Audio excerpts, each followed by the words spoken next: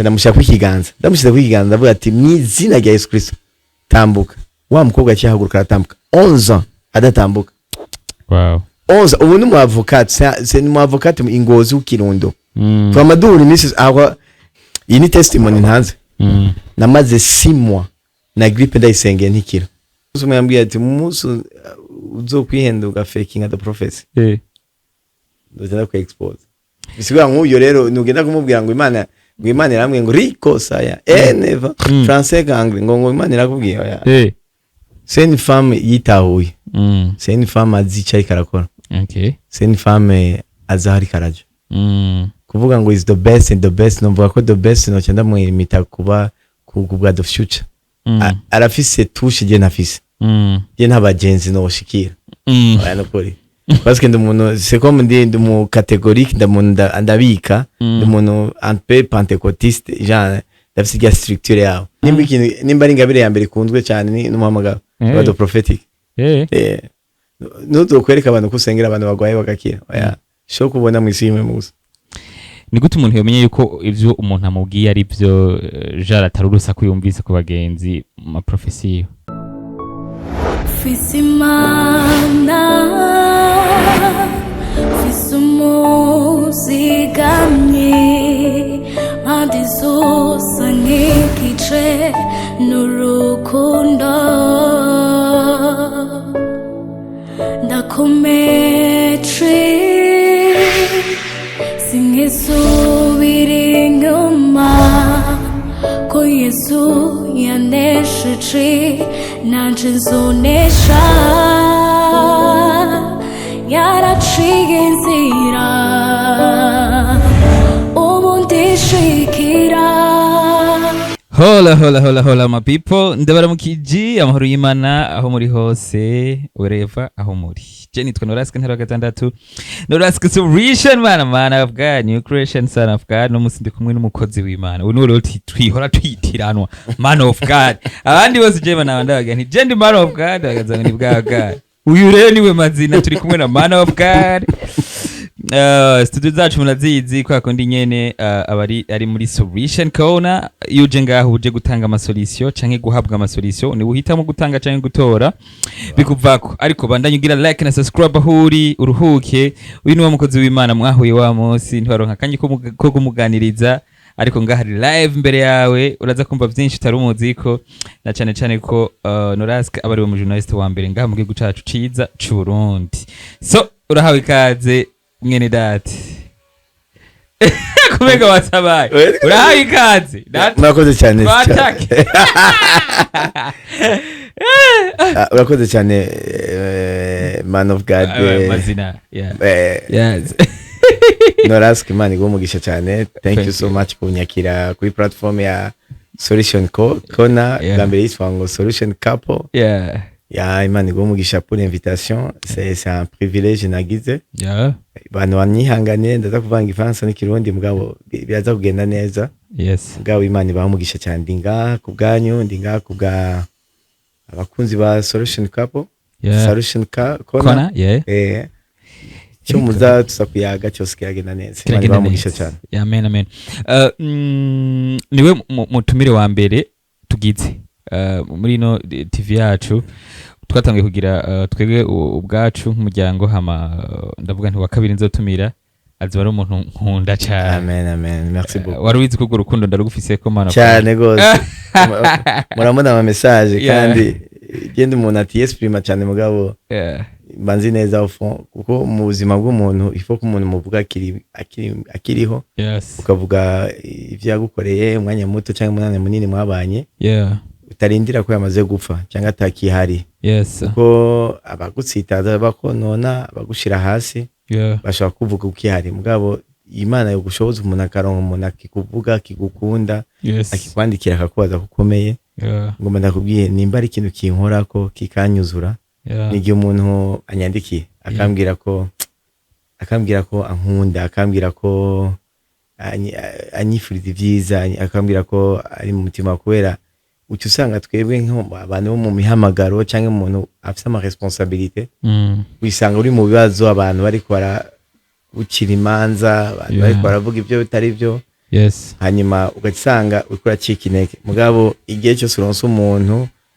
aza kukubwira akuganiriza akakubwira ko agukunda kubaha akwifuriza neza akwifuriza kubona mu rundi rugezo bigutuma wongerezwa inkomezi bigutuma ukomera mu mutima bigutuma ugira izindi mbaraga ni nk'imodoka yongereje mu gitoro ukibandanya urugendo neza urakoze cyane urazi ko tutaravuga izina ryawe okay shalom je nitwa Ngomirakiza Patrick nkaba mvuka mu muryango w'abana babiri nkaba ndi imfura abantu bakanye mu bufasha mwiza yitwa Irakoze Dira nivyo novuga muri iki gihe hanyuma nkunda Imana ndasikunda Imana pe nkorera Imana mfise igicaniro mfise igikorwa ndongoye cyitwa Holy Mountain Ministries gikorana kwa mbere no kwa kane muri Sousse Dunie ku mugoro a partir ya 17h rero Imana ibamugisha cyane wavuzemwo ibintu vya Dira kutajumuzanye Dira isaha turavugana ari ku kazi arakorera boîte muri société entre igisata kimwe kiri administratif nase kuvuga izina cyaje kumvoza akazi kiwe mugabo ari ku kazi isaha mugabo umunsi wundi munsi nzoza tugire tubabiri so ni vyiza ko twakiriye ubaramutse hariya kwa Dira umuramutse hariya muri Mountain ubaramutse ariko kandi duge tunyaruka ku kiganiro cyacu cy'uyu munsi watubwiye ukuri uri ni apotre ni prophète ni pastor ni prophète ni ryari wamenye kuri prophète cyangwa ni ryari wamenye umuhamagaro wawe icyambe nambe ndashimana ni nk'intahe ivuga je navutse mu buzima busanzwe navutse mu muryango ukunda Imana kuko ma famille yose la plupart de 80% iva ku muryango wa papa wanje bavuka mu muryango wa Pentecote parti Kilemba rero papa wanje yatashe asenga muri Pentecote hanyuma jewe nakurikira papa wanje ko senga hama mu nyuma tamarataha yitaba Imana hanyuma nani ari mu Pentecote nawe yari mu Pentecote mama yasenga muri Katolika bisanzwe n'ubu ni yagisenga mugabo icyo nzi cyo mama wanje arizera Yesu wanje kuko ari giye atamamagara muhungu wanje amamagara ngo prophet ngomeze gute abarika rumuriza amega Imana ikivuga iki muri iki gihe rero cyankura muri ubuzima muze muri ubuzima je nabaye umuntu akunda gusenga cyane hama iki naco gitangaje ariyo ama parti amwe twe twita 6e sens naje kubwira ikintu umuntu muhira kikaca kiba hanyuma bakibaza ngo ni 6e sens no buzima busanzwe rero mama wanje akura mbona gucyonye mu nyuma igihe kimwe genda kumenya ko nahamagawe mu guhamagawe kanje ndashimira abantu benshi ndashimira pasteur Emeningaza pasteur Emeningaza wa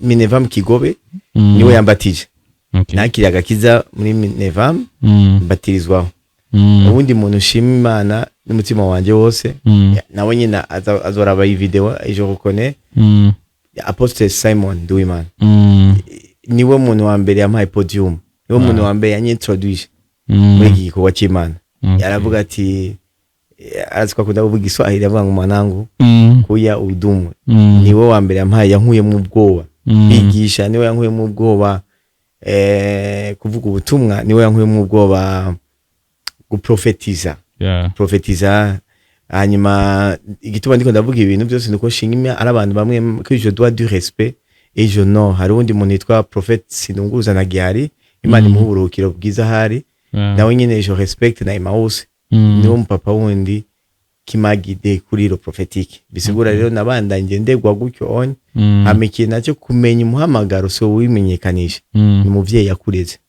haje umuvyeyi akurera aramenya neza ko hageze ko witwa ingwe ahandi akurera nk'abandi arigiye akana kingwe gakinana na nikena kimbwa gakinana na kingurube ubwa mu nyuma umuvyeyi yabonye ko akuze arakubwira ati listen please this year wowe uri umuhamagaro gutyo na hamwe wiyita umuhamagaro kugira ngo Samuel amenye ko ari umuhanuzi Imana ikiramuvugisha Imana yabanje kurondera Eliya kugira meme na Yesu kugira ngo umuhamagaro utangwe gukora cyasaba ko Yohana Mubatiza akora kugira Timotheo agira icyo ahagaze mu muhamagaro yasaba ko Pawulo aza.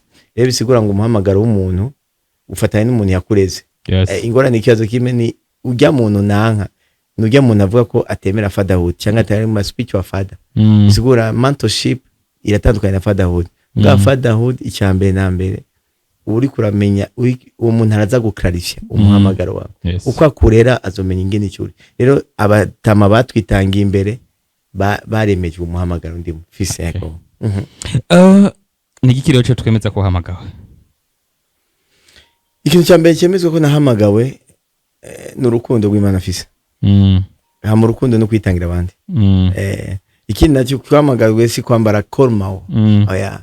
Hansete ya mafise nesha kwerekana mu biboneka nari kuza nambaye ishati na kolmao gutya imbwa naje yambaye agapira agashati kuko muri cool nanye cyemba cool. Tete cool watu. Mwavyumvise turi cool bari cool. Ikintu cyerekana ko umuntu yahamagawe icambe nambere akanwa kiwe avuga ibibogaboga mu mutima we avuga urukundo rwa Yesu. Avuga Yesu avuga imbabazi za Yesu. Avuga ubwiza bw'Imana avuga ubushobozi bw'Imana. Yesu ni inde? Yesu ni Imana. Okay. Mwavyumvise ikintu tugitebako tugere gukurikira. Okay. Akabazo kakurikira kagatanu wanashima ndakakubwire kavuga ngo akakizo gafata gute? Agakiza singeso. Agakiza si comportement, agakiza si nyambago. Intanguro y'agakiza ni mu mutima. Icyo gituma usomye neza muri Ezekiel avuga ngo nzohindura imitima yanyu. Je vais changer votre cœur parce que ngo imitima yanyu yari yaragumba yari yarumye. Nta buzima rifise. Rero Yesu ikintu cyambe yabanje guhindura n'agakiza yabanje guhindura imitima wacu. Uravye muri Luka aravuga ngo ibibogaboga mu mutima w'umuntu nivyo bizova mu kanwa. Abaroma acavuga ngo uzokwaturisha akanwa kawe ibiri mu mutima. Uzovuga ko Yesu ari umwami n'umukiza uvyaturisha akanwa kawe. Rero bisigura ikintu cyambe na mbere agakiza singeso, agakiza sinyambagwa, agakiza singene wimwesha, agakiza suko ngene wambara singene utembera, agakiza gahera mu mutima. Hama agakiza gafatana n'amatangura avuga ngo igihe wakiriye Yesu Kristo nk'umukiza ukavyaturisha akanwa kawe bivuye mu mutima. Ibindi navyo vy'inyambagwa ingeso ukubaho bifatana n'ingene umuntu arongorwa na mpwema n'imigenzo y'umuryango wakuriyemo. Kuko wakuriye mu mugenzo w'umuryango umwe bambara jeans arandi azokubwira ko atambara jeans bivana n'ingene uwo Yesu wamu abarongora kuba muri ivyo bintu bw'ubuzima bwawe. Amen. Uri ku munsi wa mbere watanguye gusengera umuntu agakira? Yego. Hari he? Noraske man of God ni ikintu cyambe ntazokwibagira mu buzima bwawe.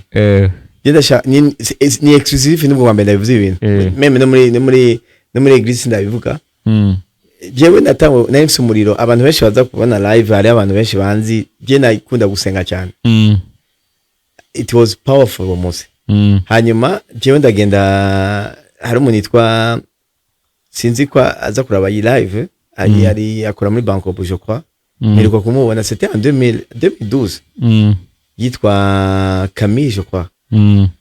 Twakuze twarakundanye gutyo kubera agakiza. Hanyuma nafata 5,500 nkacamanuka ku mutoyi kwijabe. Hanyuma tukaca tugura udusukari tungana duto bazinze n'udukate. Nkaca tumanuka hariya hepfo muri Prestige. Tukaca tujya kuba mesura impuzu.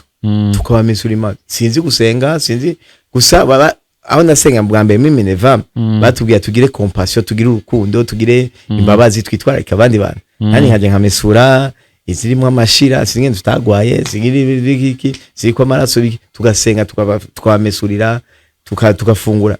Ikindi nacyo cyambere kugira umuntu akire banze umwereka urukundo baratugaburira kuri za banziga fungurwa zo kwa muganga zo mu saa sita abarimo amamesa menshi wowe warabirengera bijya kuvyumenyere gufungura tukaya dusangira. Umunsi wa mbere je Imana inkoresha yari umumama yari umupapa gwaye afise indi vyimvye arambwiye ngo nsengera nanjye shira ku kiganza yavuga data mwami uyu mupapa uramona ararushe mubabarire agira imbabazi azogushikiye mu bwami bwa bakire niyapfa uzomuhagakiza.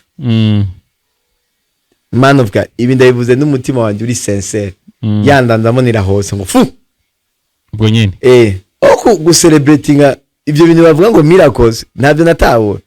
Naciye nsohoka ngaho ndiruka ndavuga ati yo arapfuye ndavuga ati bera yaguye sinasuye kugaruka. Mu nyuma ngarutse ngaho barambwira ati wa muntu yakiyakira. Wow. Nangura gutahura ko yanigerizo iri ihari. Niyo nake nangura YouTube yari tangwe kuza yanangura gusearchinga pole niyo sanga ariko healing zishobora kuba amagerizo ashobora kuba. Rero niho exploit ya mbere natanguye kubona Imana inkoresha icyo gihe. Wow. Biraryoshe kumva iyo ntahe. Amikindi nacyo man of God ngoma mfasha abantu. Yego. Namambwira abantu ko atari umuntu akiza. Nimba umukozi w'Imana mukuranyitegereza. Akakanda gasuri neza. Je te dis la vérité. Ce n'est pas toi qui guéris, c'est Jésus. Desubiyemo nimba Imana yarwaye ubuntu bwo gusengera abagwaye. Je musuma naragiye gusengera umuntu muka. Sinzi ibintu umamvuge nga. Koroka. Uwo muntu arahari c'est un avocat muri Ingozi je crois. Yitwa nde abantu benshi baramuzi yaramaze 11 ans. Agenda kuri chaise roulante. Hanyuma yari yavunitse disc. Iyo video ndayifise mushaka nzobereka ndoyibarondera mu ishireko nta kibazo. Kugira abantu barakunda ama proof. Hanyuma twari mwikorane mu Kayanza kuri centre hano yitwa kuri Pierre Vivante. Église yitwa Pierre Vivante. Yumu papa umwe abonye sikaba muri Canada yitwa Apôtre Zimanda mwegeze le vieux là Imana imumugisha hari. Hanyuma turakora igikorane umumama sinabona ingene bamwije mu gikorane ingene bamwije muri service. Bwaje shika ajya amasaha akoze Imana warushikako. Hama yarafuse agatambara gucyane. Byamaye shop mwamushira ko abagore n'abamama mu gikorane. Hama ndamubwira mama urazi ko ufise kumamagara wo kuririmba. Arambwira je ikibazo cyanje shaka ubunyene. Sukuza kumbwira ko mfise umuhamagara. Aca rinumira. Ndamaze urazi ko ufise umuhamagara wo kuririmba. Aca mbwira ngo ndabizi. Aca ndamubwira nibagwe micro haguruka uje kuririmba. Aca mbwira ngo ndi kimuga. Norazi karambwira ngo ndi kimuga. Naciye numva impuzo zose zanse kunkwira. Arambwira ndi kimuga ndigendera kuri chaise roulante. Aca ndamubwira ati okay. Aca mbwira korale yari kiraririmba hari abantu benshi cyari is a big crusade. Abantu benshi bazomenye korale nako ndavuga. Ndababwira ni muririmbe je twandaye. Mugangiye nafise mu mutima ndiko ndabaza Imana kweri ko umuntu adahagurutse. Hanyuma rati kintu cyabaye.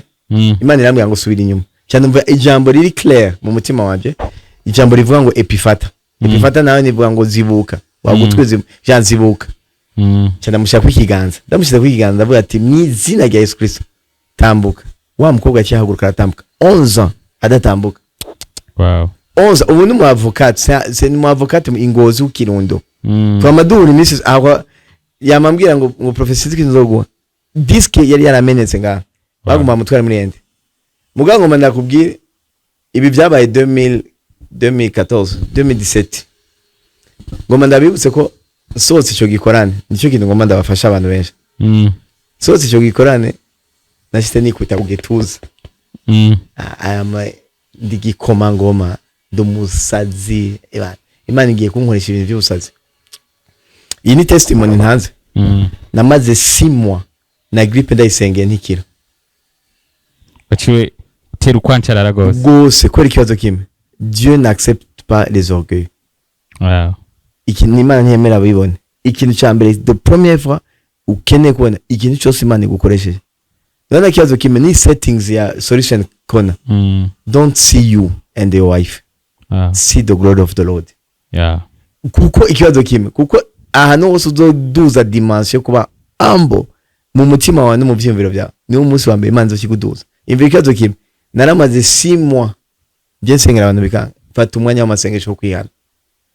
Ndasubira kugaruka niko rero nuko bimeze mu buzima bwawe. Abantu bavuga ngo nije nkiza nibavuga ngo nije mbohora nibavuga ngo nije ntabara bamenye ko ari Yesu akiza wenyine only Jesus Christ. Only mwabyumvise turi kumwe n'umukozi w'Imana man of God bamwita amazina man of God ndamwemera barabitse. Okay akandi kabazo kavuga guti eske ukwerekwa kwawe ni impano canke biva mu gusenga? Ndagasubiremo. Okay, yego. Ukweka kwanje Jean, ubuze ukwerekwa ni terme yavuye mu Kinyarwanda. To see in the vision. Ni impano. Navutse meze uko. Mugabo biri powerful, birafise kuba soft igihe nasenze. Okay. Nico gituma ntushobora guteka ibiharage utashizemo mbene unjo something that mama abateka ongomengo sizi ko ari ujo, sizi ko ari onja ibintu onja ubona ibiharage nawe bishika ukabiteka ukabishamwe umunyu atasukari n'amazi ntushemo amavuta ntibiryoha kandi ari ibiharage birakeneye amavuta, birakeneye onja something that birakeneye utuya amakaroti, birakeneye agenda kundi ibiharage birimo intore amutuntu twinshi umixa kugira ngo bizane ingredient. Rero prayer, gusenga ni ingredient ya mbere ituma ba focus. Ariko mu yandi majambo ushobora kwerekwa n'igihe utaba wasenga. None n'abapfumu barerekwa batasenze. Okay, agakiza ugafata gute? Agakida ndagafata ko nitwe tuzana inyishu. Nitwe tuzana inyishu.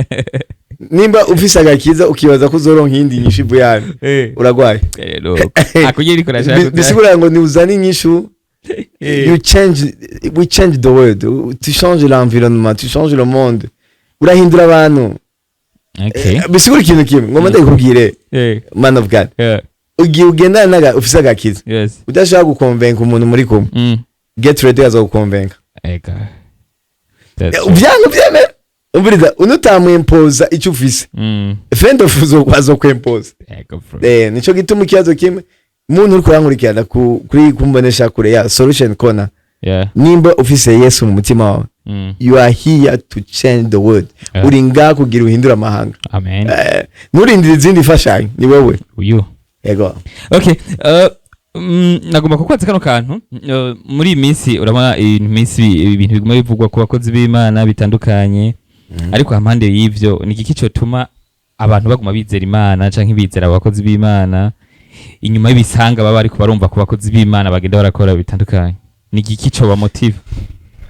Man of God, ngoma ndabise ko abantu benshi biyagire ku kintu kimwe dimension imwe, twibagira dimension yuko l'homme est en 3 dimensions. Umuntu ari mu bice 3. C'est un esprit, ni mwemu iri mu mushaha yambaye mubiri. Hama l'homme de Dieu miko muravuga acari muri iyo dimension. Nijya urimo. Gusa difference ya wewe na wewe nujya mukozi w'Imana nuko ari mise à part, ari consacré. Nico cyo nyine Imana imushirako. Ikindi nacyo acafise umushaha. Kuko ngoma ndakubwire kinjunwa nyanwa. Kokanwa. Ataronse zero aza kugura plastique kuri alimentation. Ibiharagurya n'ivyage. Bisigura ko aticunze wenyene muri consecration nimwe. Arashobora gusanga sanka wewe. Hama kandi ngoma ndakubwiye nimba ushobora kubona ibisanga by'abandi bantu nuko ivyo bisanga nabo bibibamo. Abasubira neza. Ego.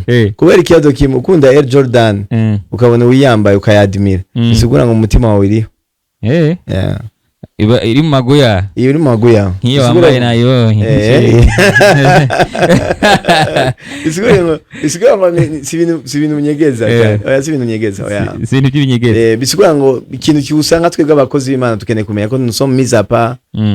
Hari ibintu tutishura, hari ibintu tutakeneye kubona, hari ibintu byo kwevita kugira ngo twevite yuko tutatukishoye Yesu wacu. Nuko akabazo rero kandi kanasanzwe umudamu wawe muri hejuru umuprofete. Ego ize mu Bushinwa, ize hanze. Hanyuma tumenyana ndi mu gikorwa cy'Imana, ndamubwira ko ndamukunda. Urisiri kutakoresheje ya mikango ya profete ati nakubonye ncika. Je te dirais ma famille est intellectuelle pe. Umunsi umwe yambwiye ngo umunsi uzodekona nzoca ndakuexpose. Madame wanje nimona ko atekereje. Ni umuntu witeka. Ameze nka wundi wawe. Mamla. N'ikintu cyambaye amusumwe yambwiye ati umunsi uzokwihenduka faking the prophecy.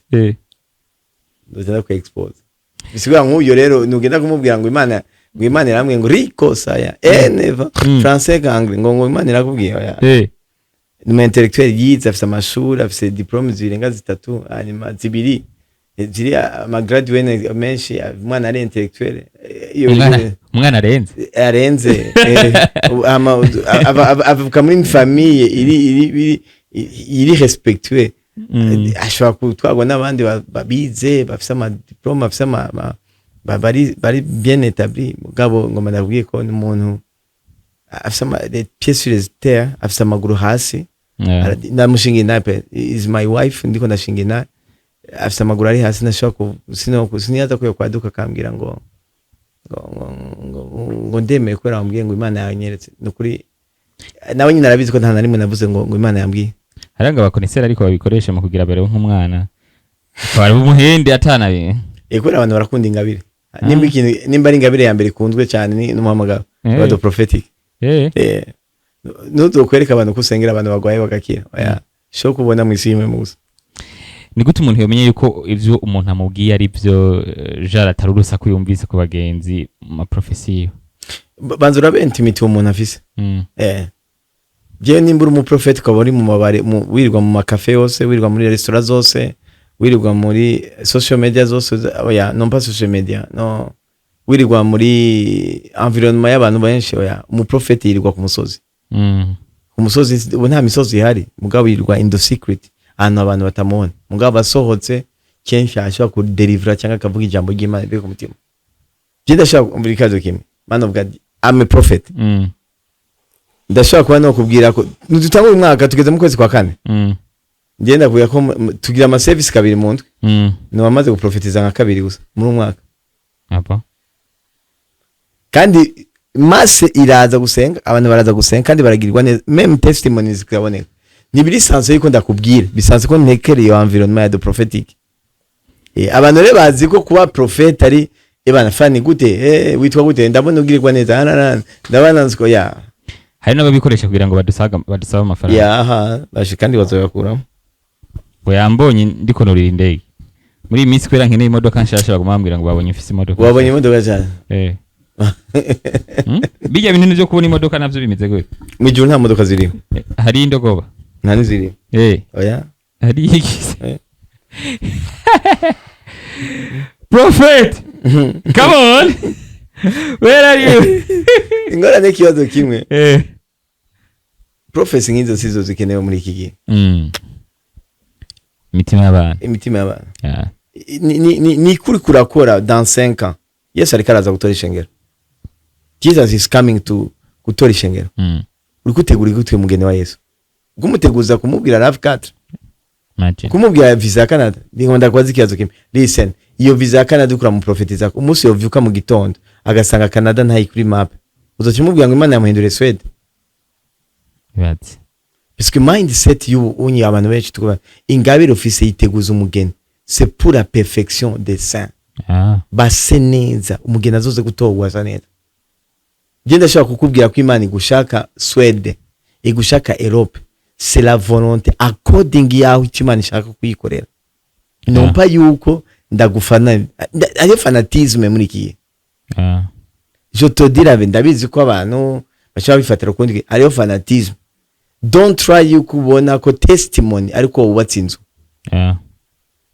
kubaka inzu c'est obligation ku buzima bwacu kugenda amahanga c'est obligation yavuze ngo ni mugenda amahanga nicyo kintu cya mbere be careful Mana vuga rero tuje mu tubazo tw'amatsiko cyane bose ururere yes I'm ready nubesha oya bize kutoshora kubesha okay Barca canke Real mosha Real gwera kuri Real gwera kuri gwera ku bantu bitwa ba Anelka naramufana pe no umushaka kumbwira kubwire 11 batangura mu gihugu cya Courtois Rudiger ku ibamfu nje ndashira ujya mu petit umu Espanyol hagati ndashira ndachwa meni amani ngacha kama vinga imbere ngacha ndashira Vinicius ibamfu ande ngacha ndashira ngaca ndashira Rodrigo agikomeye ajya Mbappe hagati hanyuma ndabazi ariyo Carvajal urakaze barabwari I'm a fan wa Real ça fait 10 ans bari babizi none abantu muri Eglise barabizi nimba ndayifise ya Vinicius original umucayi yabari basari Mbappe yabari Mbappe Mbappe niwe vyopfuma okay like Dube cyangwa Bob Marley parce que yarafise mindset yarafise spirit yo kubona humanity yeah why like Dube sini interested cyane kuwe nigiye naraba born again sindi umuntu yainterested n'ubuzima bwiwe pe ariko Bob Marley ari ndimbo ziwe zirafise touche ikora kuri humanity cyane okay urunani cyangwa Dinamo no je nakunda nakiye basket narakiye muri deuxième division narakiye muri New Star rekera nari umufana wa New Star but urunani ndarukunda ko yandaza abantu bakinayo bamwe n'inshuti nabandi n'abagenzi hanyuma na Dinamo ndafise abagenzi sinovuga ngo ahoye no torashwa urugabo do preference New Star kubera New Star naho itameze neza muri kabajije urunani na Dinamo urunani mwavyumvise urunani Aigle Noir from the centre Aigle Noir from Buraichi Yamati umuceri cyangwa ubugari namaze imyaka 4 ngi ubugari muri interna sishobora zo umuceri to wali gena bere ni sorry nabigura gusa okay ngoma ndakwereke amafoto thank indi equipe nkunda equipe ya Nyange itwa Nice Nice mu Faransa okay ndafise ni mayo yiwe ya Nyange ni nafise equipe ndayishe Vision amuganda ndafise ni mayo ya Nyange ndayishimiye Yusuf ahari Imana ibandanye mu duza cyane yes kandi profita kuri emission ya iraba azoyinsinyire ko ndafise imayo original yiwe yeah wayikuye France okay haramu nyambaje ngo ndaguhe kadi yari yose ndambwiye ati munya from ya Nyange ashara indunkiye kandi menga Nyanga amazi misari ino ni adoka swinyo nari nashatse kumurondera ayinsinyire uri serie kweri n'ibintu by'amajezi asinye nyene okay ndakwereka ifoto hamwe umuntu cumuvuga ko ijambo rimwe canke abiri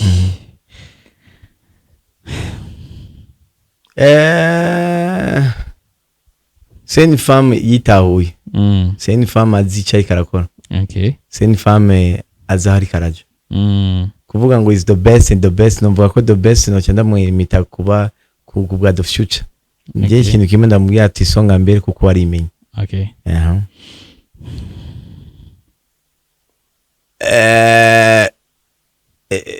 is a man of God namubwira imisi yose ko Imana imufise ko umugambi mwiza cyane gose ama Imana imufise ko mubona kwitara rikomeye cyane arafise touche je nafise je ntabagenzi no shikira ayano kuri parce que ndumuntu c'est comme ndumu catégorique ndabika ndumuntu un peu pentecôtiste genre dafise ya structure yao ile mugabo we bari open ni je ndamwita father of Gen Z arabize respect mushindi Pastor Chris a father of père de père nicyo novuga niwo muntu yazanye iyi move ya ijambo ry'Imana kandi n'ubu urabona ko ari karakora c'est un père sinavuga ko ari un père c'est un père de père ni umuntu dukeneye kugira ko père mu bantu benshi no dukwiye kugira ko turi abantu benshi